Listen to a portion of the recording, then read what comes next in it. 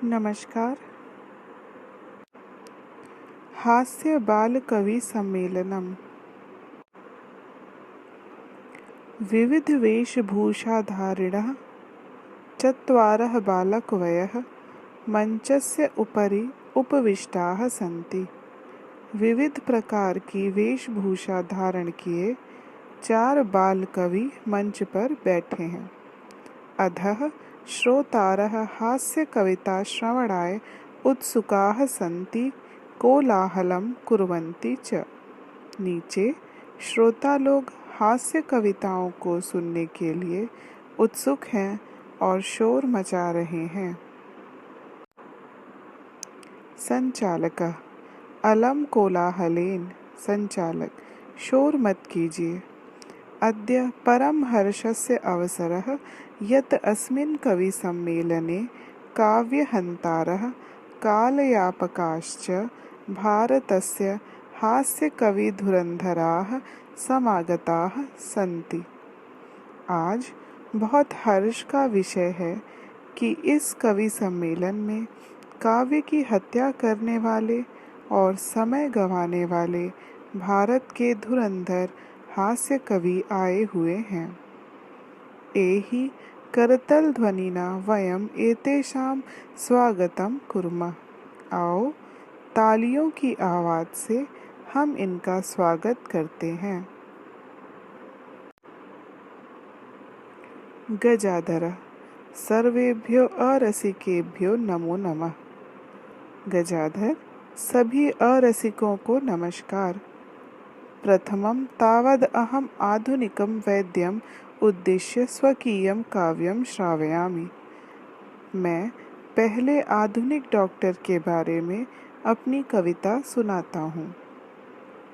वैद्यराज, नमस्तुभ्यं यमराज सहोदर। हे डॉक्टरों के राजा, यमराज के सगे भाई, तुम्हें नमस्कार हो। यमस्तु हरति प्राणान् वैद्यः प्राणान् धनानि च। यमराज तो सिर्फ प्राणों का हरण करता है, पर डॉक्टर प्राणों और धन दोनों का हरण करता है। सर्वै उच्चैः हसन्ति। सब जोर से हंसते हैं। कालांतकः। अरे वैद्यस्तु सर्वत्र, परंतु न ते मादृशाः कुशलाः जनसंख्या निवारणे। कालांतक। अरे डॉक्टर तो सब जगह होते हैं, पर जनसंख्या निवारण में मेरे समान कुशल नहीं होते। ममापि काव्यम इदं शृण्वन्तु भवन्तः। आप मेरी कविता भी सुनिए। चितां प्रज्वलितां दृष्ट्वा वैद्यो विस्मयमागतः। जलती चिता को देखकर वैद्य हैरानी में पड़ गया। नाहं गतो न मे भ्राता कस्येदं हस्तलाघवम्। न मैं गया न मेरा भाई, यह है किसके हाथ की सफाई। सर्वे पुनः हसन्ति। सब फिर हंसते हैं। तुन्दिलः। तुन्दस्य उपरि हस्तम् आवर्तयन् तुन्दिलो अहं भोः। तुन्दिल, तोंद के ऊपर हाथ फेरते हुए, अरे मैं तोंद हूँ। ममापि इदं काव्यं श्रूयताम्। मेरा भी काव्य सुनिए।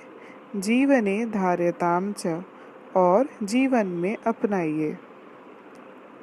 परान्नं प्राप्य दुर्बुद्धे मां शरीरे दयां कुरु। हे दुर्बुद्धि, पराया भोजन पाकर शरीर पर दया मत कर।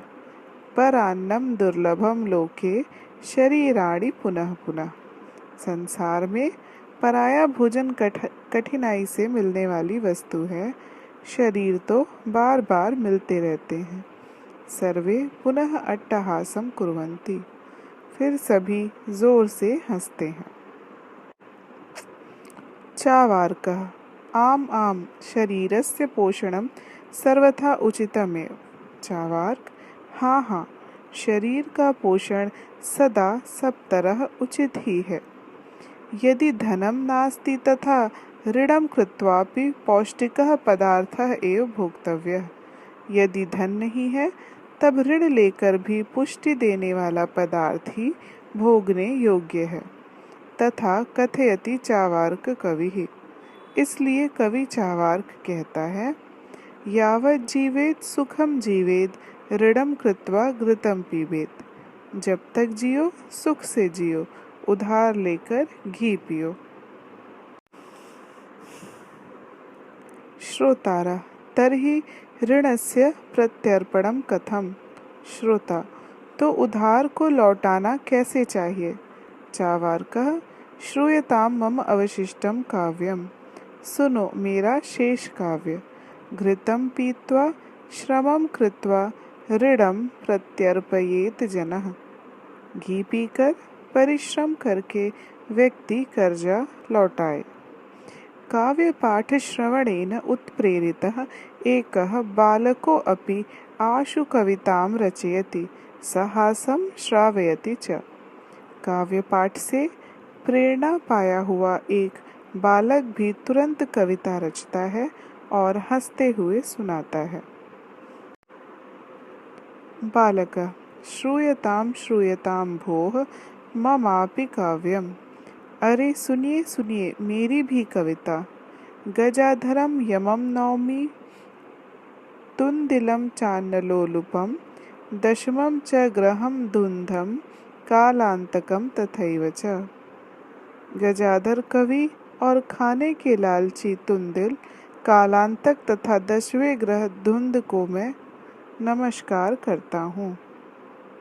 काव्यम श्रावयित्वा हा हा हा इति कृत्वा हसति। कविता सुनाकर हा हा हा करके हंसता है। अन्ये चापि हसन्ति, दूसरे भी हंसते हैं। वही ही निष्क्रम्य सर्वे गृहं च गच्छन्ति, सब घर जाते हैं। अरे यार।